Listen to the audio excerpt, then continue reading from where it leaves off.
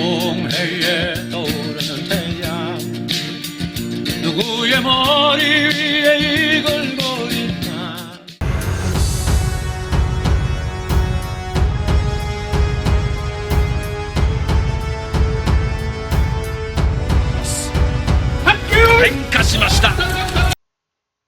여기 보면은 조선, 카라사르, 홀본, 옛날 졸본부여 앞에 분 홀본이죠.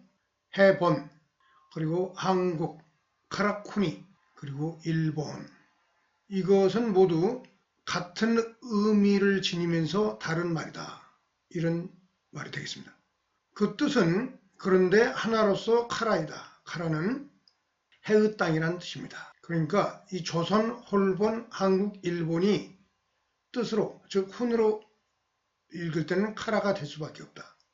여러분 안녕하십니까. 카라연합TV 박준호입니다. 지난 6월 3일 대통령 선거가 마무리되고 이재명 대통령이 새롭게 탄생했습니다. 국가의 혼란을 수습하고 새롭게 대통령이 된 이재명 대통령께서 성공한 대통령이 되기를 바랍니다. 그런 의미에서 오늘은 카라연합TV의 취지와 잘 맞는 대선 공약과 관련해서 얘기를 풀어보고자 합니다. 그런 의미에서 오늘 대통령이 대선 과정에서 공약으로서 내세웠던 북극 항로, 불격, 물류기지화, 그리고 한국과 일본의 경제협력을 도모하는 최태원 회장의 어떤 제안, 그런 얘기를 먼저 들어보고 다음 얘기를 나누도록 하겠습니다. 일본과의 경제연대 필요성 등을 언급한 최태원 대한상의 회장에겐 전적으로 공감한다고 화답했습니다. 일본과의 경제연대를 모색하는 것이 저희로서는 필요하다라는 제언을 드립니다. 만일 경제연대라고 생각하는 게 그냥 단순한 협조 정도가 아니라 약간 EU 같은 경제 공동체를. 최태원 회장님의 생각은 어쩌면 저하고 그렇게 똑같습니까? 하나 더 들어보도록 하겠습니다. 제가 우연히 대표님 연설을 듣고 이게 지금 4차 산업혁명이 진행되고 트럼프 등장으로 각자도생 시대에 북극 항로와 거점 항구의 중요성을 아시는 지도자는 정말 이 시대가 필요로 하는 지도자가 아닌가. 그래서 제가 아주 강렬한 인상을 받게 됐습니다. 예. 전화사의 교수님 그거 보고 이런 분이 계셨네. 이상의 두 영상의 내용을 종합해 보면은 한국과 일본이 협력하는 문제, 경제적으로 경제블록 하나 정도 만들어야 된다는 문제를 최태원 회장이 제안한 것이 측면이 하나 크고요. 다른 하나는 서울대학교 김태우 교수가 미리학과 관련돼 가지고 앞으로 북극 항로 그리고 미국과 러시아의 화해에 대비해서 동아시아 물류기지로서 불경이 작동하도록 하기 위해서는 해양수산부를 부산에 이전해야 된다. 그런 내용을 제안하는 과정에서의 화기애애한 모습이 영상의 내용이었습니다. 그런 의미에서 이와 같은 새로운 판을 짜야 되는 각자도생 미중 패권 전쟁, 이 험악한 국제 질서의 변화 속에서 그리고 과거의 어떤 글로벌 차원에서의 자유무역 시대가 끝나고 미국이 보호주의의 선봉으로서 지금 질서를 급속도로 재편하고 있기 때문에 거기에 능동적으로 대처하면서도 우리의 살 길을 찾기 위한 방편으로서 좋은 제안이 김태우 교수와 최태원 회장에게서 나왔다고 저는 생각하고 있습니다.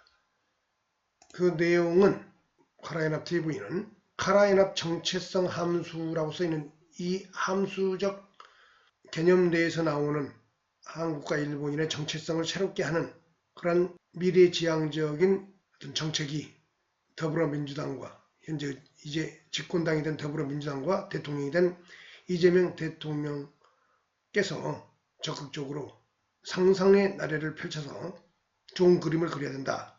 그렇게 생각하고 있습니다. 그래서 여기 보면 수학 공식처럼 써있는 카라연합 정체성 함수 y FAB 독립변수죠. 플러스 상수로서 자유민주주의 이렇게 슬라이드가 쓰여 있습니다. 그런 차원에서 먼저 더불어민주당과 이재명 대통령에게 던지고 싶은 말은 다음과 같습니다. 더불어민주당이 카라연합의 길로 나아가면 카라연합 TV가 제안하는 그런 세계로 나간다면 이재명 대통령과 더불어민주당은 대한민국의 미래 사회에 있어서 혁혁한 역사적 사명을 완수하는 대중 보수 정당이 될 것이다. 저는 그렇게 보고 있습니다. 그 이유는 카라연합이 일본을 포용하는 길이기 때문입니다. 그 카라연합의 길은 한국의 고대로부터 근현대에 이르기까지 한일 간에는 수많은 장군멍군하는 안 좋은 모순적인 감정들이 많이 쌓여왔고 그것이 실타래처럼 엮여 있는데 카라연합의 체제라는 것은 그것을 단칼에 해체하고 걷어내면서 우리 한국인이 나아가서 일본인이 미래의 역사에 보다 크게 웅비하는 횃불이 될 것이다. 저는 그렇게 생각하고 있습니다. 그래서 카라연합의 체계를 보여드리도록 하겠습니다. 카라연합의 체계는 여기 아사달 실험대에 일본은 오스무대, 왼쪽 편은 한국의 미래의 카라연합 체계의 모습이고 오른편은 일본의 카라연합 체계의 모습을 보여주고 있습니다. 정신적인 모토는 일본은 식면조에 실려 있고 우리 한국은 시카라스에 실려 있습니다. 그것은 한국은 아사달 씨름 대회, 일본은 오스모 대회를 공동 동시 시간대에 개최하고 의식을 통일함으로 인해 가지고 카라연합의 공동체 의식의 어떤 문화적 배경이 되는 일체성을 강화해야 된다. 이런 시스템이 하나 있고요. 그리고 경제를 통합하기 때문에 통화가 하나로 묶이는데 블록체인을 이용한 새로운 CBCD랄지 그런 통화가 나오더라도 그 통화에는 이름이 있을 거 아닙니까? 그래서 그 통화의 이름은 카라가 되겠습니다. 그리고 한국과 일본의 자라나는 미래 세대의 공감과 문화적 이해를 촉진하고 동일의식을, 공동체 의식을 강화하기 위해서는 한국과 일본이 의문협정을 체결해서 초등학교 수준에서부터 한국과 일본이 각자의 상대방의 언어를 거의 중국어 수준에서 학습하고 이해하는 그러한 정책을 펼쳐야 된다. 그것이 결국에는 우리 한국은 남북한이 통일돼서 고려헌법으로 수렴하고 일본은 현재 일본 헌법으로 유지하면서 그것이 카라연합 헌법으로서 다양한 협정에 의해서 통합되는 그런 체제가 되겠습니다. 그리고 상징은 이게 해카라스기인데요. 일본말로는 히카라스기가 되겠습니다. 일종의 국기입니다.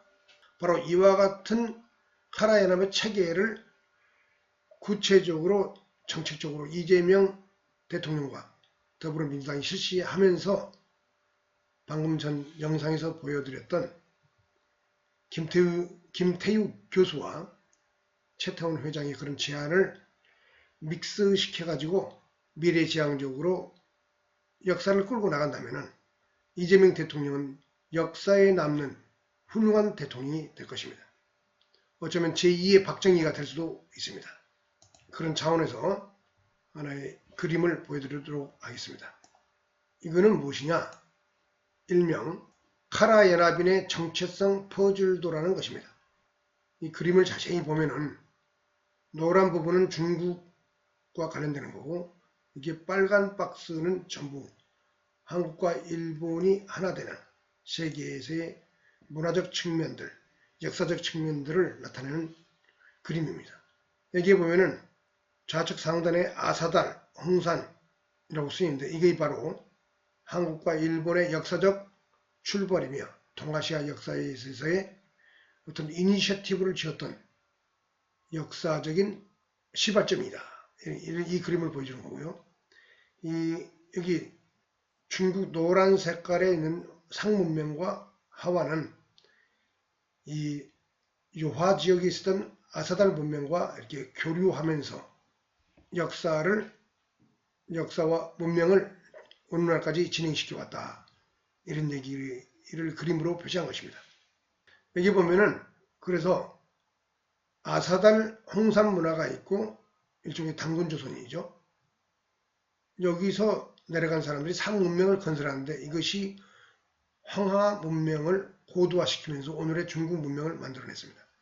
그런데 그 문명이 기존의 유화 지역에 있던 문명을 고도로 점프시키면서 동아시아 문명을 그 이후에 지배하고 리드해 나갑니다.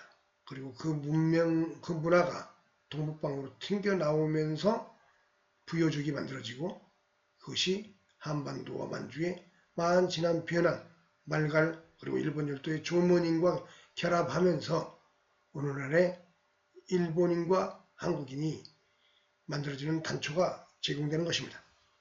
그래서 그 역사가 고구려 백제 신라 가야 한반도에서 이루어지고 일본도 야마토 외가 동시에 역사적 진행을 하면서 결국은 7세기 정도에 AD 7세기 정도에 한반도는 통일신라, 일본은 해이안시대가 열리면서 오늘의 한국인과 일본인의 기본적인 국가적, 문화적 배경을 완성시킵니다.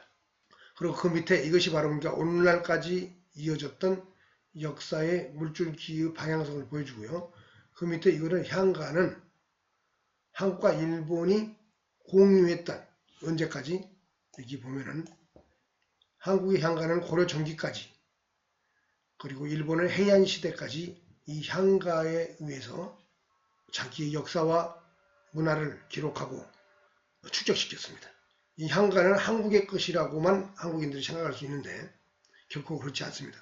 좀 이따 보여드리는 김영애 교수가 향가에 대해서 이 향가는 한국과 일본이 공유했던 것입니다. 한국인만의 것이 아니고 일본인과는 아무 관계없는 그런 것이 아닙니다. 고려 전기까지 그리고 일본의 해안 시대까지 이 향가가 문화의 중심적인 어떤 기록 도구로서 작동했다. 그것은 뭘 보면 알 수 있느냐? 여기 보면 김영애의 향가 만엽집 강의라고 되어 있죠. 이분이 쓴 책이 일본 만엽집은 향가였다. 이런 내용입니다. 이 만엽집은 일본말로 마녀슈라고 그러는데 이 만엽집을 기록한 문자를 마녀가나라고 합니다. 그런데 그 만엽집에 나와 있는 내용들을 이분이 동국대학교 향가를 연구하는 동국대학교에서 향가를 연구하는 전문가인데요. 향가에 대한 새로운 해석을 최근에 내놔가지고 센세이션을 일으킨 내용입니다. 그 핵심은 한국의 향가도 우리가 기존에 알고 있던 균여정과 삼국유사에 있는 그 향가 25수 말고도 다른 고대의 시가들도 향가의 일종이다. 이렇게 말씀하고 있고요. 그리고 일본의 만엽집은 마녀가나라는 것이 바로 향가적 기록과 같은 스타일이다. 이렇게 주장하고 있습니다. 이런 측면에서 이 향가가 일본과 한국이 AD 8세기, 9세기까지 공유했던 어떤 문자적 기록 시스템의 공통의 비슷한 문자 체계였다. 그렇게 말씀드릴 수 있겠습니다. 그리고 요 밑에 아랫부분은 현대를 말하는 거고요. 여기에 보면은 반봉건, 자유민주주의, 실존주의, 사회민주주의, 공산주의, 크리스찬, 그리스 로마 이것은 뭐냐면은 전통시대의 문화에 대해서 반봉건, 이 봉건시대의 문화잖아요. 반봉건적으로 현대 사상으로서 오늘의 한국인들이 형성되어 왔다는 그림입니다. 그런데 그 과정에서 일본이 한국을 식민 지배하는 그런 근현대의 역사가 있었기 때문에 그 과정에 항일 민족주의, 반제국주의라는 이러한 극단적 갈등 상태의 역사적 배경이 있음으로 인해 가지고 한국과 일본 간에는 현재 수많은 공통의 어떤 정체성 인자를 갖고 있음에도 불구하고 서로 간의 감정이 매우 좋지 않다. 그래서 이 문제를 해결하면 해 나가야만이 미래로 나갈 수 있다. 이런 내용을 담고 있는 그림입니다. 그리고 여기는 중화 성리학 4대는 뭐냐면은 이 한국이 조선시대를 거쳐서 중국의 영향을 깊이 받았다. 이런 내용을 보여주고 있고요. 실제 현대 한국인은 상나라와 그 다음에 기자조선, 부여인과 관련되는 이러한 모든 것들이 짬뽕된 측면이 강한 어떤 문화와 역사적 배경을 가지고 있다. 그런데 상대적으로 일본은 이게 홍산 문화에서 보이는 우화량 유적에서 보이는 이 홍산인적 성격의 연장선상에서 여기 부여와 고대 한국인들이 함께 섞여가지고 일본 열도에 정착한 것이 핵심이다. 이런 내용을 담고 있는 카라의 나빌의 정체성 포질도가 되겠습니다. 특히 여기 아사달에서 노란 화살표로 중화 쪽으로 들어와서 상문명을 일으키고 이것이 하와족과 일정 정도 동화된 이후에 다시 연용성 지역으로 빠져나오면서 이 부여족이 만들어지는데 그 배경이 되는 그림이 바로 이것입니다. 여기 보면은 BC 1900년에서 BC 1600년, BC 1600년은 상나라가 설립되는 시대의 그 연도인데요. BC 17세기. 그런데 이 BC 20세기에서 BC 17세기 사이에 존재했던 중국의 지리문화적 배경을 나타내는 지도입니다. 여기에 보면은 여기 이리두 문화라는 것은 나중에 이게 황하 문명의 핵심이 되는 거고요. 여기에 악성 문화라는 것은 지금부터 대문구 문화와도 관계 있는데 이게 산동성 지역에 제가 보기에서는 인도 드라비다 계통의 사람들이 중국 동해안을 따라서 올라와서 정착하면서 만들었던 치우왕과 관련되는 그쪽 계통의 문화, 그리고 인더스 문명과도 좀 맥이 닿아 있는 그런 문화적 배경을 가지고 있는데 인도 드라비다 계통의 언어를 배경으로 하는 문화라고 보고 있습니다. 이게 악성 문화입니다. 이게 그러니까 산동 지역의 문화인데 이걸 나중에 동이문화라고 일반적으로 우리가 알고 있습니다. 그리고 여기에 보이는 파란색으로 이렇게 표시되어 있는 하치론 문화는 이게 바로 상나라를 건국하게 되는 핵심 세력의 문화입니다. 이 하치론 문화는 이제 이 당시에 이 동북방의 요하 지역에서 남하하여 그 배경은 지구의 기후가 추워지면서 해수면이랄지 그 다음에 강수량이랄지 이런 배경들이 지구의 기온 변화에 따르는 자연 환경의 변화에 따라서 이 동북방의 세력이 남쪽으로 내려오면서 이쪽에 발해라고 써 있는데요. 그 당시에는 여기가 바다로 또는 늪으로 있어가지고 현재의 바람과 이렇게 수로로서 연결되어 있는 그런 시대였다고 전문가들은 얘기하고 있습니다. 그리고 이 산동 지역은 그전에는 두 개의 섬으로 되어 있었는데 일정 정도 연결이 되면서 이 내륙 지역과는 별개의 또 다른 문화적인 어떤 자연 배경, 자연지리적 환경의 배경 속에서 생성됐다. 그래서 크게 봐서는 동북방에서 내려왔던 하치론 문화, 이게 상나라를 만드는 세력의 문화입니다. 그리고 서쪽에 있었던 이리두 문화, 이게 량사오 문화인데요. 그리고 산동성 지역을 중심으로 했던 악성 문화, 이것은 대문구 문화하고도 관계 있습니다. 이 세 축의 문화가 각 출장을 펼치는 과정 속에서 하나라가 진행이 되고 나중에 하나라 이 세력이 이리두 문화 세력이 하나라 세력인데요. 이 하나라를 뒤집었고 이 동북방에서 내려오는 하치론 문화 세력이 이 상나라를 만들어내면서 본격적으로 중국이 그 문자, 갑골 문자와 그 다음에 청동교를 배경으로 하는 진정한 고대 국가가 출발하고 문명이 출발하는 이런 시대가 접어들게 됩니다. 그래서 진정한 황하 문명이 만들어지는 것이죠.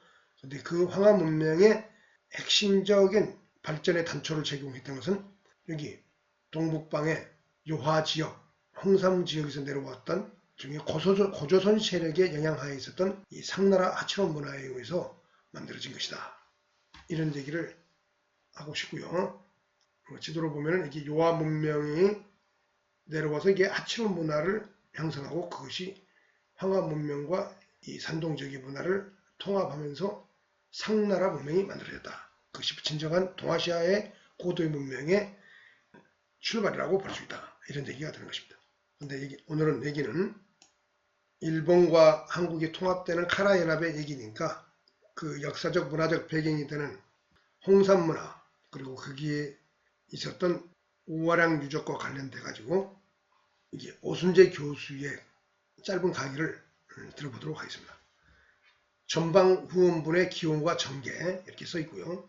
오순재 교수의 전방후원분 강좌 내용을 제가 녹화를 해가지고 전방후원분이라는 것은 일본 천왕릉, 닌토쿠 천왕릉인데요. 마치 열쇠 구멍처럼 생긴 전방, 여기는 네모지고 뒤에는 원, 후원 그러면서 이렇게 해자처럼 물로써 둘러싸 있는 이것이 바로 전형적인 일본의 고분의 전형입니다. 근데 이것이 출발의 배경이 무엇이 있는가를 이 전문가의 얘기를 통해서 들어보도록 하겠습니다. 전방후원본을 한번 보겠습니다. 우하량 2호묘 4호분이 최초의 전방후원분일 것이다. 이분은 전방후원분이라는 말을 안 썼습니다. 두 분 다. 제가 이제 처음 쓴 건데. 일본에 가면은 전방후원본에 뭐가 꽂혀 있냐? 한의화가 꽂혀 있어요. 그 한의화의 원형이 뭐냐? 원통형 톡이에요. 우리나라에서도 나오거든. 전라도에서도. 여기에 원통형 토기가 꽂혀 있는 거야. 자, 가서 직접 제가 찍었습니다. 여기 보세요. 여기 동그랗죠? 여기 보세요. 여기 네모나죠? 여기 결합돼, 여기 끊어진 거 있어요? 없죠? 왜? 여기 딱, 그리고 여기 쫄록해요. 근데 여기 보세요. 원통형이 쫙 꽂혀 있죠? 끝난 거죠. 그 두 분이 정확하게 본 거예요. 여기 보세요. 여기 테두리까지 있잖아요. 여기. 이게 뭐예요? 주구잖아요. 주구. 주구라는 게 뭐냐면 물을 이렇게 두른다고. 근데 여기는 물은 없지만은 구를 이렇게 구획을 딱 경계지었어요. 똑같아요. 원형입니다. 원형. 기원이에요. 기원. 여기에서 나온 톡이 어떻게 생겼냐? 이렇게 생겼어요. 이거 발굴한 겁니다. 아까 꽂혀있던 거 하나 뺐겠죠? 여기 보세요. 아래하고 위가 뚫려 있어요. 근데 이게 어디서 나왔냐? 몽촌토성에서도 나와요. 아래 위가 뚫려 있어요. 일본에서도 저기 전라도에서도 나와요. 그건 이제 여기서 뺐는데. 이게 일본 거예요. 똑같죠? 그러면 톡이라는 거는 물을 담거나 뭐 음식을 담기 위해서 한 건데 그 밑창이 뚫려 있으면 안 돼요. 밑창도 뚫려 있는 거예요. 왜 뚫려 있느냐? 하늘과 소통한다는 뜻이에요. 이거는 천신 숭배 사상을 가지지 않은 민족에게는 없는 겁니다. 그러니까 홍산 문화의 우월양 문화에서 보이는 이 전방 후원분의 이 원시적 형태가 일본 천왕릉이 됐기 때문에 크게 봐서 일본의 역사적 출발은 연용성 요하라고 볼 수 있다. 그리고 그것은 고조선과 관련이 있고 결국 다시 말해 한국인과 멸치와 관련이 있다. 그렇게 볼 수 있는 것입니다.